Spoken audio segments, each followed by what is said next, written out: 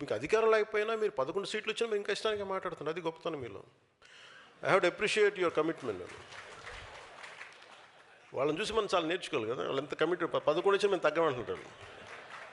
మీరు తగ్గకండి, మీరు ఒకటి వచ్చినా తగ్గకండి, అలాగే ఉండండి.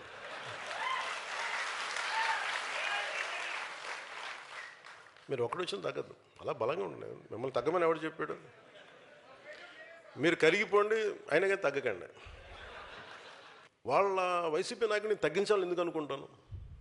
మీరు ఇష్టారాజ్యంగా మాట్లాడేసి, గౌరవ ముఖ్యమంత్రి చంద్రబాబు గారి మిస్సెస్ గురించి మాట్లాడేసి, ఇష్టారాజ్యంగా మాట్లాడి అసలు మేమేం మాట్లాడదు. మీరు ఇప్పుడు సడన్గా కూర్చోబెట్టి మీరు మహానుభావుల్లో అయిపోయాం మేమందరం. ఇష్టానికి తిట్టేసి ఒక 10-12 సంవత్సరాలు సడన్గా మీకు రియలైజేషన్ వచ్చింది ఈ రోజున. మీకు సరే, ఈ రియలైజేషన్ మీకు ఎంత వస్తుందో నేను చూస్తాను, సంతోషం. మీరు రియలైజ్ అయ్యి మేము మమ్మల్ని ఏం అనకూడదు అనుకుంటే అసలు మా పార్టీ నిర్మాణానికి బోల్డ్. మా వాళ్ళంతా మిమ్మల్ని తిట్టడం మానేసి మా పార్టీలో మా శివను, మా దేవర శివ గురించి, మా మునీర్ హసన్ గురించి మేము ఎత్తుకుంటాం. వాళ్ళ నాయకులు తీసుకునే బాధ్యతలు మేము ముందుకెళ్తాం. మీరు తిట్టడం ప్రారంభిస్తే మేము మా వాళ్ళని ఎత్తుకోవడం మానేసి మీకు బదులు ఇవ్వడం టైం అయిపోతుంది. మాకు ఎంతసేపు మేము మీకు బట్టలు నొక్కేసాం, మీకు డబ్బులు వచ్చేసాం. రోడ్లు ఎవరు వేశారు ఈ రోజున చెప్పండి?